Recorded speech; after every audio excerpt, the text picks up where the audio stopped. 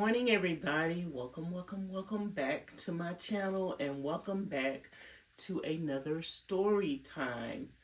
I am up early this morning. I've been up since about 3 this morning, 3 something close to 4. I'm a little ashy and I put a lot of lotion on my hands. But I'm a little ashy. Please ignore that. Ignore my outfit. I want to be comfortable in these videos. I want you guys to be comfortable, and I don't want to be too stuffy and uptight in my story times. So I'm coming this morning to take the opportunity to give you a part 2 of I Married a Monster. A lot of you guys really enjoyed that video. I got a lot of engagement on that video. A lot of people saying that they have been through some of the same things. So in part 1, I let you know that I married a monster and I got hit on my wedding day. And I don't think that is supposed to be the thing that you're supposed to be doing on your wedding day. And I don't think that's anything memorable that you would want to look back on. Oh, I got married and I got hit and mistreated on my wedding day. If somebody is that bold to do something like that on your wedding day, you know what you're in for the rest of the time. So that was one particular incident that happened that let me know that I married a monster. At that time, like I said, I was young, dumb, and stupid, and it took at least 2 more years for it to sink in and realize that I made a mistake and this marriage is not for me. I probably realized sooner than that I needed to get out of this, and I was just like 16, got married at 16.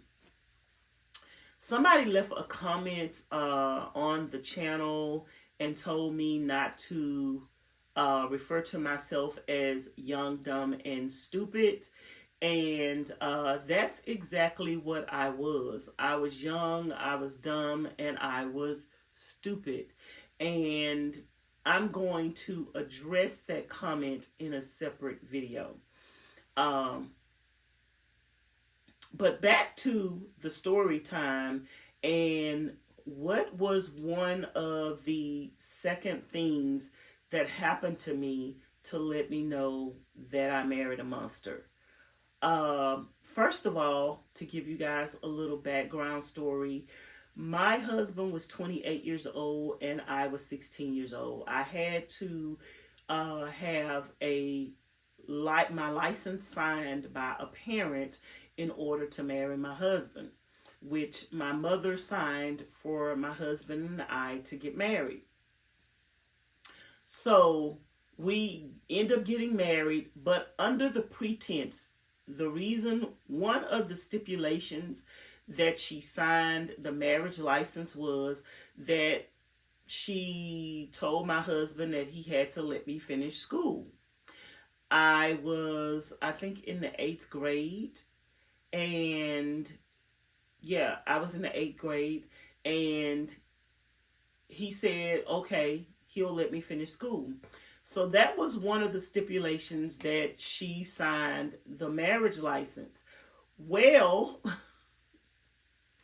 after we got married, and you know, you get married and you're trying to, we were poor and he was not financially stable, which is another reason why I shouldn't have got married at the age of 16, because I'm coming into a situation where there's going to be financial hardship, and sometimes financial hardship brings on a lot of other problems in the relationship.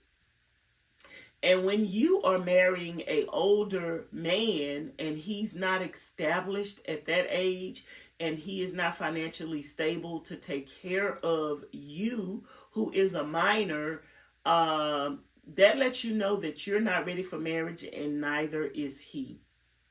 That's another sign that I married a monster, but that's not what this video is about. That's not what this one is about. It's about me getting married at 16. My mother, the woman that brought me into the world, signing the marriage license saying that we could get married, but giving him a stipulation that she wants me to finish school, and he agrees. So once we get married, excuse me, you guys, I'm going to take a little break, a little pause. I'm sick. I'm under the weather. My throat is like itching. You know when you first know something is coming on? My throat is itching. I'm a little congested. And so I'm having to, well, I won't tell you what I'm having to do, but I need to do it right now. So let me take a little pause and I'll be right back. So as I stated, he agreed that he would allow me to finish school. I'm 16 years old. And not long after I got married, I would say it was the first or second week, maybe I took a few days off of school. And then I get up one morning to get ready to go to school, and excuse me, he asked me where I'm going, and I say I'm getting ready to go to school. And he said, "Oh, you're not going to school." And I'm like, "But you told my mom that you were going to let me finish school." And he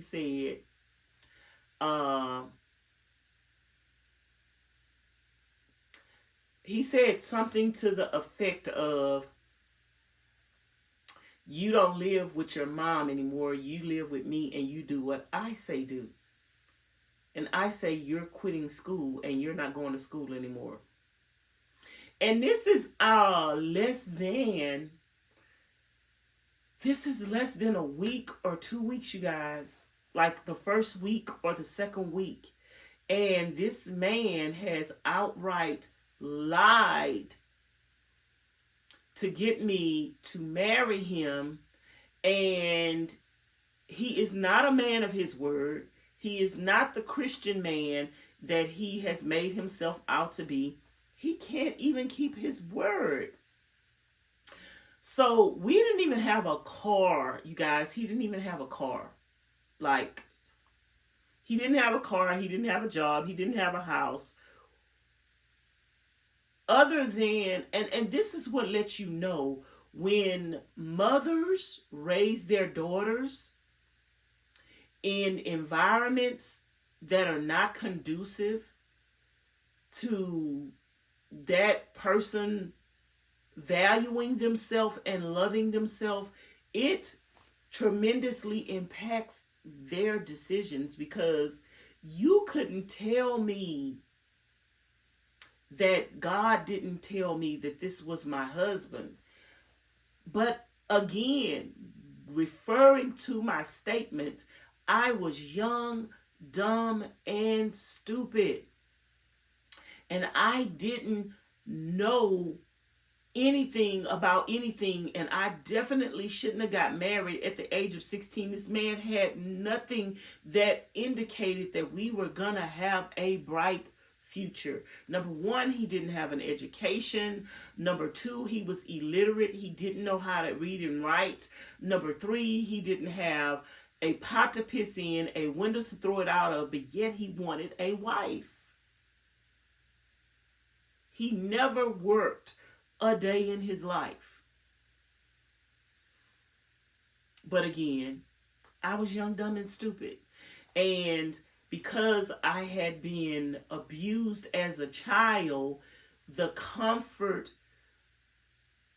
of becoming a friend with him and being a friend to somebody and feeling like that person loves you, feeling like that person is going to protect you, I was overshadowed with, "Oh, I'm loved. Oh, he loves me. Oh, we're going to have a great life." I was overshadowed, but there was no nothing in his life that gave validity to those thoughts. And so here this man is telling me that I have to quit school. Like I said, he don't even have a car.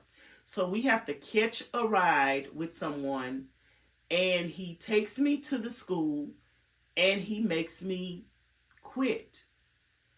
And I have to go into the principal's office, request to withdraw from school. And the principal needs a signature from a parent to give me permission to quit school. And I let him know that I was married, and he needed to see the marriage license, and I showed him the marriage license. And the principal called me in his office, and he said, I want to talk to you. And I remember it was a male, and he tried his best. He said, I don't want you to quit school. What can I do to allow you to stay in school? I say, I don't want to quit school. My husband is making me quit school. And he was like, most people who get married at a young age, the marriages don't last. You're going to end up without an education. You're going to end up in a situation where you will not be able to provide and fend for yourself. He was like, at least stay in school. You only have a few more years left. At least stay in school. And I was like, sir, I want to stay in school. My husband is making me quit. And he wanted to talk to my husband. And this is another sign of an individual who is like trying to dominate you, and they won't even succumb to reasoning, and they can never have a conversation with another adult that's going to make sense. So my husband was sitting out in the car, and he would not come in to talk to the principal. And I think I remember that day even being threatened again when I went outside to let him know that the principal wanted to speak to him. Like, you need to hurry up, and you need to I'm kind of remembering that he even manhandled me that day. I think I was manhandled that day because eventually, after I left the school, some kind of way I lost the marriage license, and somebody else found the marriage license and got in contact with us. And I think I lost the license when he was like shaking me up, or I think he was manhandling me that day. And I left the school. My heart was broken because I wanted to finish school. My heart was broken, not only because I'm not going to be able to finish school, but my heart was broken because this person that I trusted, this person that I loved, this person that I thought loved me, made me a promise and my mom a promise that he would let me finish school. And here I am a week or two within the marriage, and he's also making me quit school. So my mom wanted, once they found out that he wanted me to quit school, they wanted to get to the marriage annulled. And me trying to be the strong person, the grown person, I'm like, I made my bed and now I have to lay in it. But hindsight is 2020. And it's so much that had happened even within the first week of us getting married. This man slapped me. He threatened me. He showed me who he is. And now he's making me quit school. I definitely should have gotten a marriage annulled And I definitely should not have quit school. And I definitely should have just counted it my loss and kept it moving. And even if he would have agreed to allow me to quit, to stay in school after he was forcing me to quit school, I still should have vacated that marriage and left, because he's already showing that he is dishonorable. He already showed by slapping me that he's going to be violent. And so this situation went from bad to worse in a short amount of time. And now, at the age of 57 years old, and I got married when I was 16, now I can say I married a monster. I married a monster. I married a liar. I married a deceiver. I married a master manipulator. I married someone that was just dark and demonic. And he had an agenda, because if you slap somebody the first day that you get married, if you make somebody quit school within a week after promising their parent that you will let them finish school, after you promise them that you will let them finish school, and you renege on that promise, you are definitely a monster. You are definitely a monster.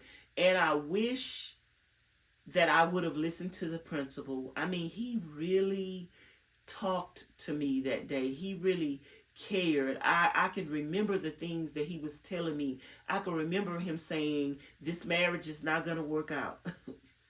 I could remember him saying, you're going to, then he asked me, was I pregnant? Because he was trying to work with me. He was like, well, are you pregnant? And did you get married because you're pregnant? And I was like, no, sir. I was just the first week into our marriage. I wasn't pregnant yet, to my knowledge. You know, we just got married. We didn't have sex until we got married. So I wasn't aware that I was pregnant within that first week. But the principal was trying. Was trying to work with me. He was like, if you're pregnant, I will let you finish school. We can make some accommodations for you. And I was like, no, I'm not pregnant. I mean, this man just outright wanted me to quit school and just outright lied. And I would say to any young girl out there or any mother out there, if your child wants to get married at a young age, do not sign the marriage license under no circumstances. Like, just let her know that you have a rule in your house that all of your children are going to finish school, and that after she becomes an adult, she can do whatever she wants. But while she's under your roof, she's not going to get married. And if it's a he as well. And they're probably going to fuss and probably going to, because they don't understand the severity of their choices. And so, unfortunately, we as parents have to make the hard decisions and the hard choices for our children, even if they try to put a guilt trip on us, even if they try to make us feel bad, and even if they get mad. My mom should have never signed that marriage license, even though I wanted her to, even though I begged her to, even though I put a guilt trip on her because she wasn't a good mother and she was abusing me. And I pretty much told her, you've never done anything for me in my life. Do this. And she signed the papers. But she did tell him that she wanted me to finish school. And he said, yeah. And he was just a bold-faced liar. And if for some reason there is going to be a parent out there that will still succumb to the pressure of their children and you will sign a marriage license, this is what I would say. If for some reason you do sign a marriage license, I would get it written out, type it out yourself. If you can afford a lawyer, get a lawyer to write it out. What that person is agreeing to. Say for instance you want your child to finish school, you need to get them to get that written out and get them to sign it and get it notarized, and also stipulate on that piece of paper that if for any reason they do not comply with what you guys are agreeing to, because you're signing away your parental rights.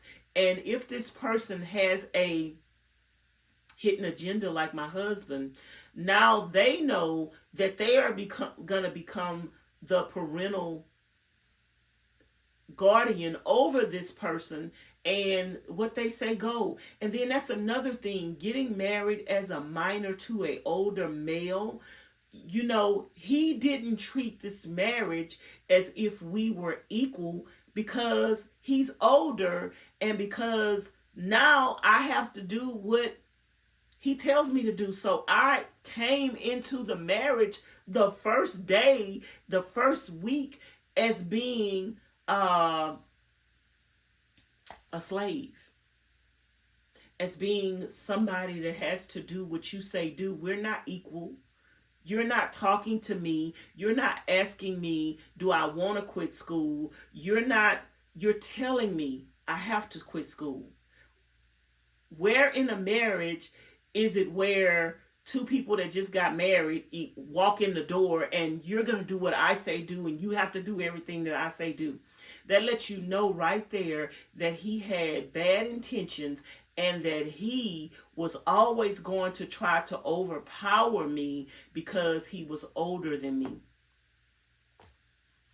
I married a monster, and we live and die by the decisions that we make.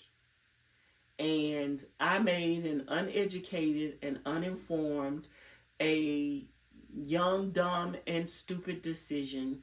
And the rest of my life was impacted by that one decision to get married at the age of 16. And to trust someone that made me feel comfortable in trusting them and believing that that person loved me. And that was not love.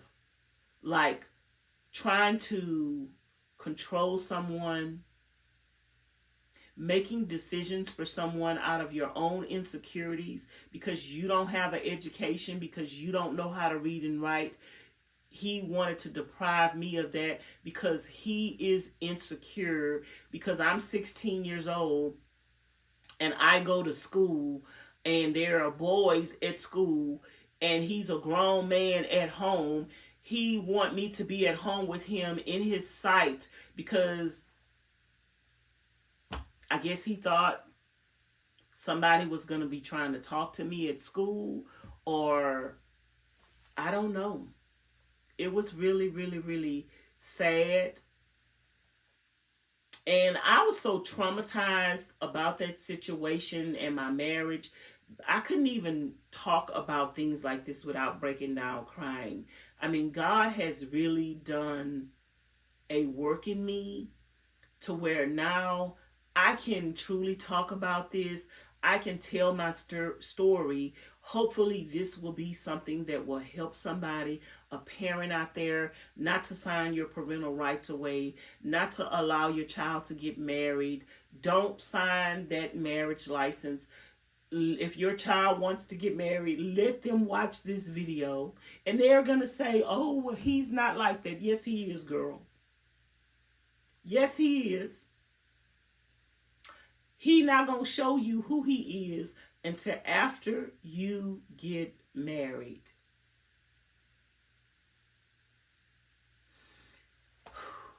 It's a lot to unpack. I'm going to come back with part 3 of me marrying a monster, because each one of these situations deserve light shined on them and not to be skipped over in a story time of everything that I encountered in marrying this monster in just one video. Like, it's a lot that I endured just in a short amount of time. I stayed with my husband for 2 years. I left him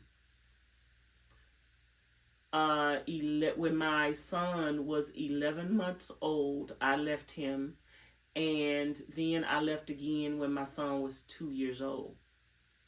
And let me say this in this video, you guys. I mentioned being a mother and having a child in passing in my story. My child is not something that I talk about on my channel. I basically don't even talk about my other family members on my channel. This channel is about me. It's about my healing journey. It's about me sharing my story with you guys. And anything that I want to talk about on this channel, you don't have to ask me about it. I will talk about it. And if you haven't heard me talk about a particular situation or a particular individual, it's because I choose not to divulge that information. And so, just to let you know, me speaking about my child on this channel, you will never, ever, ever hear me speak about my child on this channel. There are only certain situations in life that I would ever consider speaking about my child, and that's probably going to be never. So you don't have to ask me any questions about my child or try to get me to tell you a story time about my child, because that's never going to happen. If you leave any comments on my channel regarding my child, I always delete those comments. So 9 times out of 10, those comments go to spam. And if for some reason or another they don't make it through spam, I will delete them. So please just save yourself the trouble and not even ask me about that. And anything that I'm talking about, anything that I want to talk about on my channel, and if you've been subscribed to this channel for years and you haven't heard me talk about those things, that's because I choose not to, and I never will. So I just want to put that out there because somebody left a comment on the channel, and I pretty much let them know that that's not something that you will ever hear me discuss on this channel. I'm here to discuss my life journey, things that directed me, things that affected me directly and impacted my life. And those are the things that I speak about. I can never tell no one else's story. So even when I tell my story of child abuse from my mother and my father, I usually tell that story from my perspective. Yes, my other siblings endured some things as well, but I can't tell their story. So I usually just focus on me. I will never, ever, ever speak for anyone else. You will hear me mention sisters and brothers, but you will never hear me tell their story, because it's not my story to tell. And each and every one of us, even though we grew up in the same household, we had different experiences because we're different ages. And we had different experiences because we had different roles. Like, I'm the oldest of 6 children, and all of my mother's responsibility was on me because I was the oldest. So, and because I was the oldest, there were things that I experienced that the other ones didn't experience because I was the oldest. And, my younger siblings, we're 8 years old and 10 years apart. And so there's a big gap between them and what I experienced in the 8 years of life before they even were born. So I just stick to my perspective, and I don't try to speak for anyone else, and no one else can speak for me because they didn't have the same experiences as I did. Even though we all grew up in the same house, we all had different experiences and different challenges and different traumas. So I just want to put that out there. Anyway, you guys, that's going to be it for today's video. I hope you enjoyed it. Let me know in the comments bar below what you thought about today's story time. Let me know if anything similar happened to you. And let me know, what advice would you give your younger self knowing what you know now? Do you regret getting married at a young age? Do you regret quitting school? Do you regret allowing yourself to be dominated at a young age? And also let me know in the comments bar below, if you got married at a young age, what advice would you give to someone that's your age that is considering marriage right now? What advice would you give them? Leave it in the comments bar below and type complete sentences so we can understand everything that you're saying. So you guys have a blessed and wonderful day. Thanks for watching. Bye now.